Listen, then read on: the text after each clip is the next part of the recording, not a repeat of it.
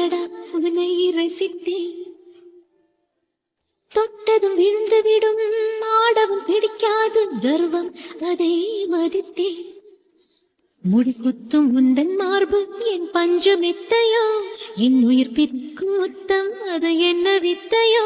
உன்னை போலே ஆனில்லை, நீயும் போனால் நான் இல்லை.